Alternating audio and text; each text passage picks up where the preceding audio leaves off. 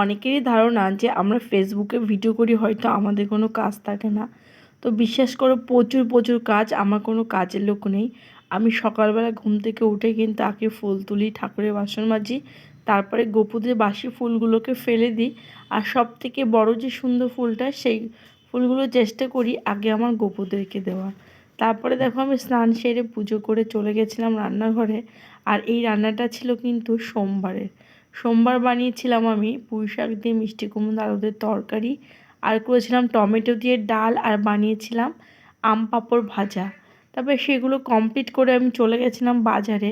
যেহেতু আজকে বরমাসের দোকানে নেই, আমাকেই বসতে হবে দোকানে, সেই জন্য কিন্তু আমি দোকানে চলে গেছিলাম।